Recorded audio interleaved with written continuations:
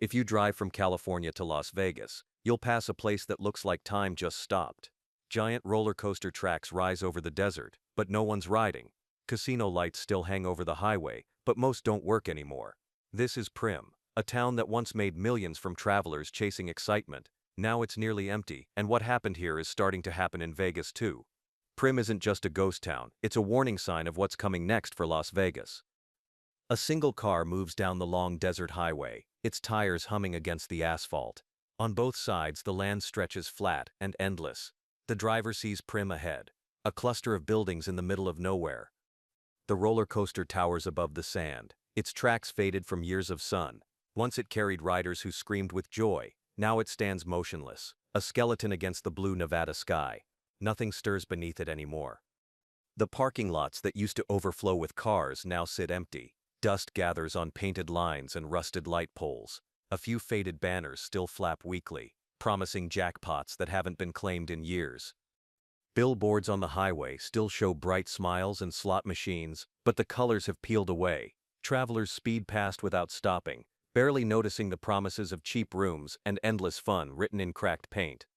The sign for Buffalo Bill's resort still stands, half-lit and chipped. Inside, the carpets are faded, and the air smells like dust instead of perfume. Machines that once sang with noise now hum faintly, waiting for coins that never come. Inside the casino, light filters through dirty windows. Rows of slot machines sit lifeless, their screens frozen on old graphics. A few chairs are pushed back as if someone left in a hurry and never returned. It wasn't always like this. Primm used to be alive with energy. Travelers from California would stop here to rest before reaching Las Vegas, and for many, it was their first real taste of the desert's excitement. People came to stretch their legs, grab a meal, and feel the buzz of slot machines. The moment they stepped inside, they felt they'd crossed into something different, something wild and full of promise. Families filled the hotels on weekends. Children begged to ride the roller coaster, while parents tried their luck at the tables. The laughter of strangers mixed with the jingling of coins, and the desert seemed full of life. Small shops lined the streets, selling souvenirs and snacks. Gas stations stayed busy as travelers refueled before continuing toward Vegas. The town pulsed with steady movement, a rhythm built on curiosity and chance. The Desperado roller coaster became a local landmark. It wasn't just a ride, it was a statement that this tiny town could stand beside the entertainment capital of the world. People drove miles just to experience it. Local workers helped build every beam, proud to see it stretch across the horizon. For them, Primm wasn't only a job, it was a dream come to life, proof that even the desert could feel alive with ambition. During the 1990s, business was booming. Every weekend, streams of travelers filled the casinos, restaurants, and arcades. The town glowed at night like a smaller version of Las Vegas, confident in its own bright identity. Owners reinvested profits back into the town. They added rooms, improved service, and hired more staff. The locals felt proud, believing they were building something lasting, a desert success story of their own. It felt personal. People knew each other by name, bartenders remembered regulars, and front desk clerks greeted families who visited every year. That sense of familiarity gave Primm a warmth the big city couldn't match. While Vegas expanded with luxury towers and endless lights, Primm stayed comfortable and approachable. It drew people who wanted a simpler, cheaper taste of excitement without the chaos of the Strip. But the 2000s brought challenges. Gas prices rose, and families began cutting unnecessary stops from their road trips. Fewer travelers pulled off the highway. The parking lots that were once packed began showing empty rows. As highways improved, Vegas became easier to reach. People realized they could skip Primm altogether and head straight for the bigger lights. The town that thrived on being a first stop started losing its purpose. Visitor numbers dipped each season. Hotel bookings dropped, and profits tightened. Locals felt it first: shorter shifts, slower nights, and fewer tips. The once steady rhythm of the town began to slow. Owners tried to keep hope alive. They repainted old signs, reopened sections of hotels, and added small attractions. They wanted to remind travelers that Primm still had life left, still had something worth stopping for. But Vegas had already changed the rules. Massive corporations poured millions into mega resorts with shows, fountains, and shopping malls. Primm couldn't compete with that kind of scale or spectacle. Corporate chains began buying properties all across Nevada. Independent operators, once the heart of the desert economy, found themselves squeezed out. Profit became the only priority, and the small-town touch began to fade. Primm's casinos were among the first to be sold. Locals watched new owners arrive with suits and charts instead of community pride. Decisions were made remotely, far from the desert heat and the people who lived there. Under corporate control, the energy shifted. Maintenance budgets were cut, staff numbers dropped, and personal service vanished. The warmth that once defined the town was replaced by a cold sense of efficiency. With every passing year, more workers left, more storefronts closed, and more lights went dark. What had been a bright gateway to Las Vegas now looked tired and forgotten, sitting in plain view of millions who never stopped. To save what remained, owners tried fresh ideas, concerts, car shows, and weekend discounts. They hoped nostalgia would bring travelers back, but the desert roads stayed quiet, and the only sound left was the faint hum of distant traffic. The roller coaster stopped running for long stretches. Its bright yellow cars sat parked at the base of the track, baking in the sun. The sound of laughter that once echoed across the valley was gone. Casino floors that had once felt alive now seemed frozen in time.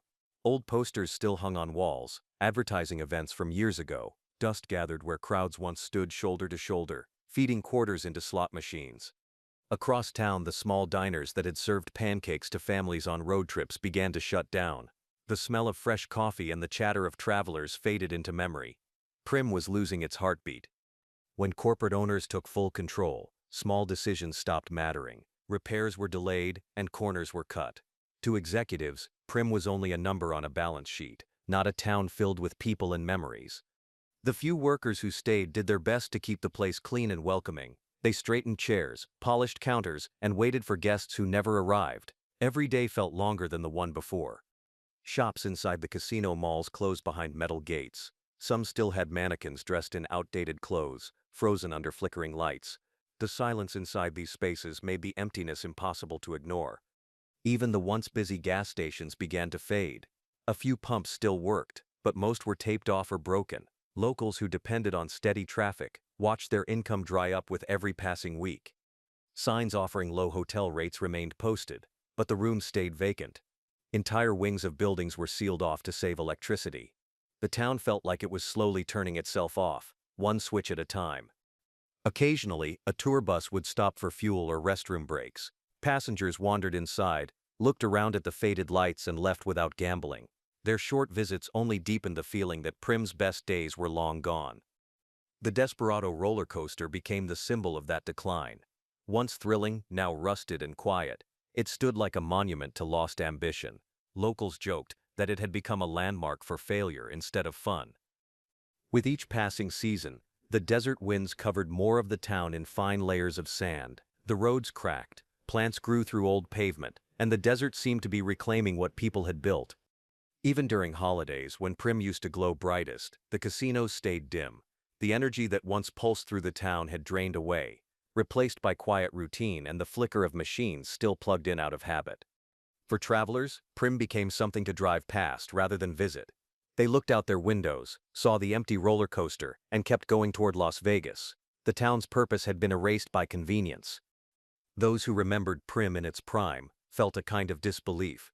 It hadn't been a lifetime ago when these same buildings were full, yet here they stood, fading faster than anyone could explain. By the late 2010s, parts of the town were closed indefinitely. Hallways that once echoed with laughter now led to locked doors. Maintenance crews worked fewer hours, and even basic upkeep became rare. Inside one of the casinos, a handful of slot machines still blinked weakly. The few gamblers who sat there seemed more nostalgic than hopeful, pulling levers out of habit, not excitement. The thrill had long disappeared. A cleaning cart sat abandoned in a hallway, its wheels gathering dust. The smell of carpet cleaner lingered faintly in the air. Everything felt paused, as if waiting for life that would never return. Outside, the desert remained unchanged. Bright sky, dry heat, endless horizon. But within the town's boundaries, time seemed stuck. The contrast between the living desert and the dying town made Primm feel like an unfinished story. The few remaining residents often met at the same diner that still managed to open for breakfast. They shared quiet meals, hoping for news of revival, but none ever came. Optimism had turned into quiet endurance. A small maintenance crew tried to keep the roller coaster from collapsing completely. They checked bolts and rails under the scorching sun, knowing the ride would probably never reopen. It had become part of their routine, not their future.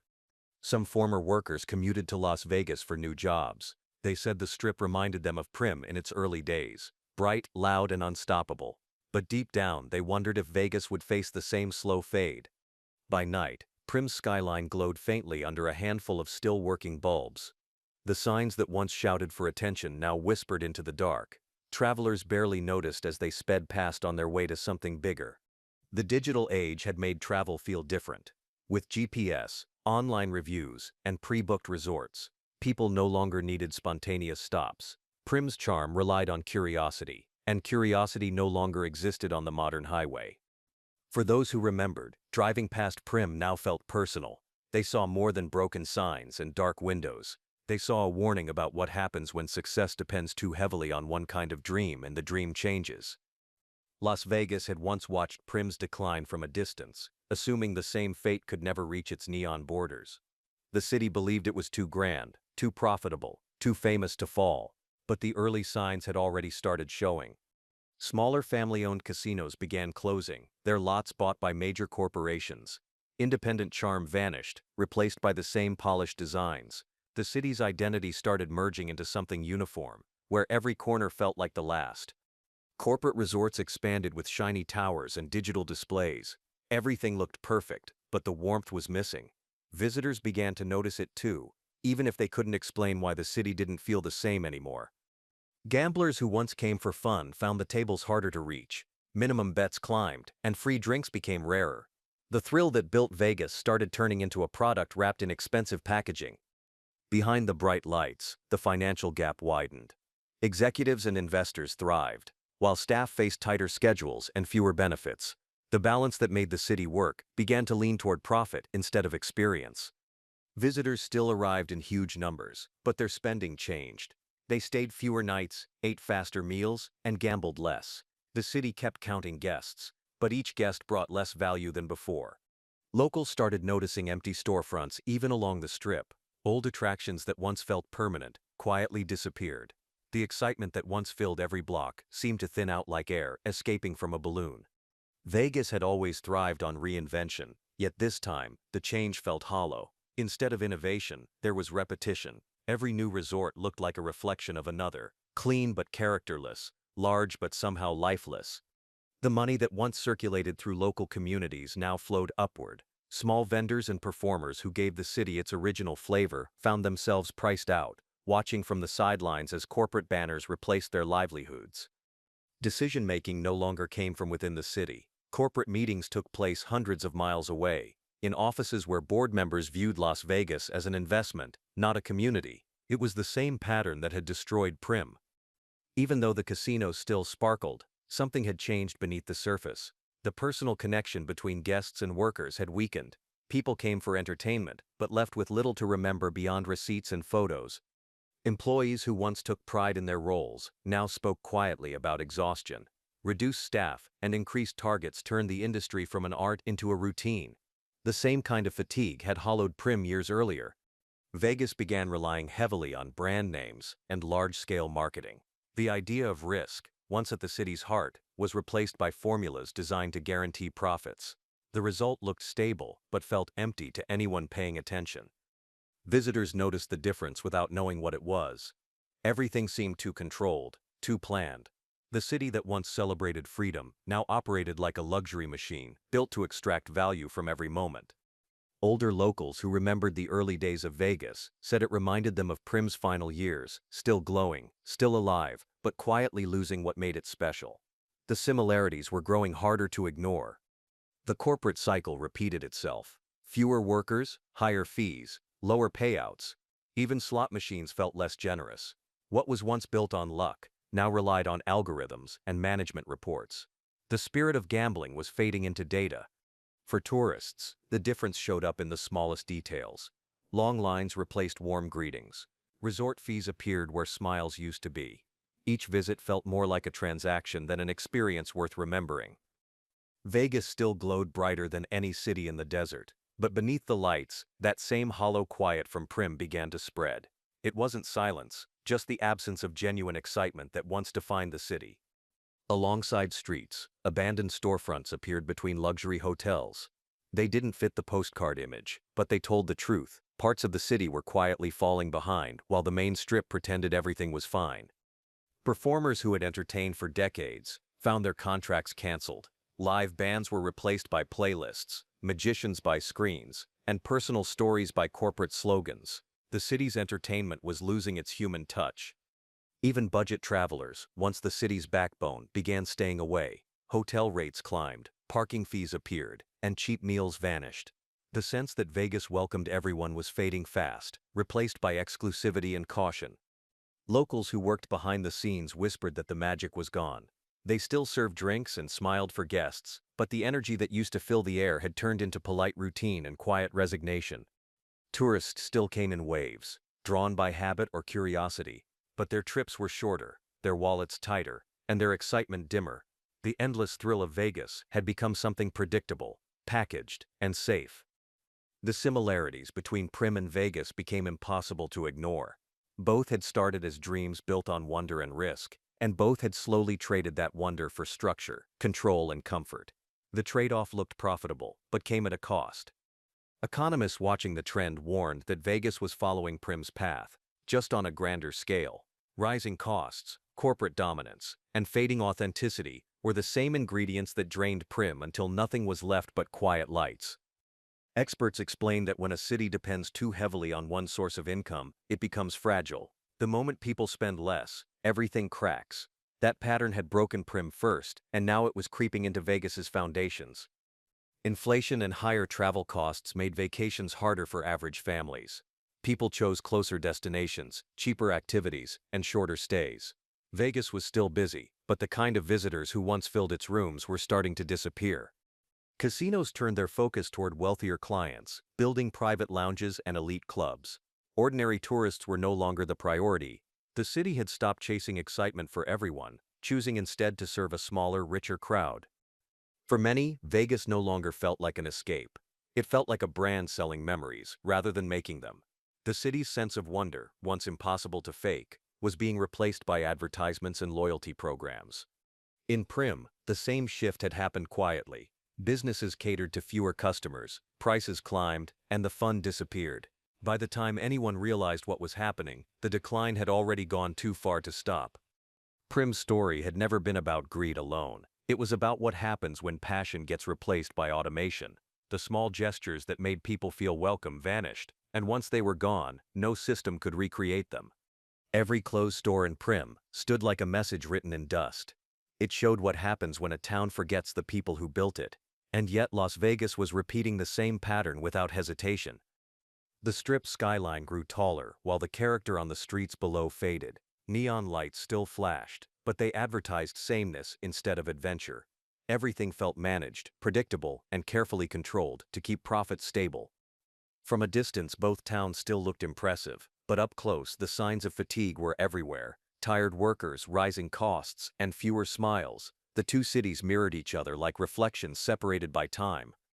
They had both been built on the same dream: endless entertainment in the desert.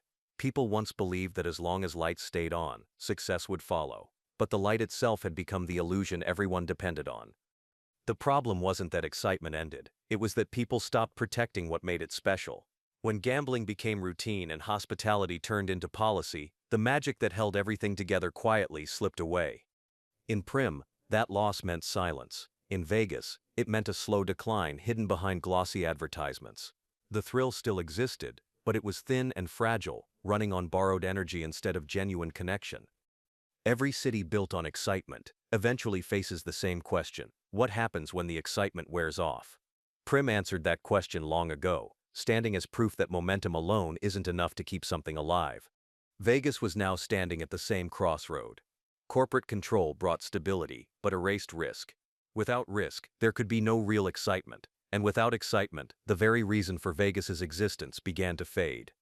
Almost every major casino now belonged to a handful of corporations. The competition that once pushed creativity had turned into coordination. Different logos, same playbook. Visitors could no longer tell one resort from another. Many longtime workers spoke about missing the early years when casinos were smaller, louder, and more personal. They didn't miss the chaos. They missed the energy, the sense that everyone was part of something unpredictable. Vegas had turned the art of surprise into a business plan. Everything followed patterns, spreadsheets, and risk analysis. It was efficient, but it was no longer thrilling, and a city without thrill eventually stops inspiring visits. Tourists walking the strip began noticing how similar everything felt. Different music, same design, different shows, same prices. The unique spark that once separated each casino had been replaced by corporate polish and familiar repetition. Outside the city, the desert stretched endlessly, swallowing the traces of old dreams. Empty land surrounded both Primm and Vegas, a silent reminder that nature doesn't care how bright a light once burned before going out. In Primm, the last casino lights flickered weakly at night, reaching only a few yards into the sand. That faint glow looked beautiful from afar, but it carried the quiet weight of something long past saving. Across Nevada, more towns showed the same signs: closed diners, empty lots, forgotten attractions. Primm wasn't unique, it was only the first to fall. The state's entertainment corridor had begun to show cracks no one wanted to discuss. Drivers still passed Primm every day, glancing at its roller coaster and faded signs. Most didn't slow down or even think about it. They didn't realize they were looking at the future of the same dream farther down the road.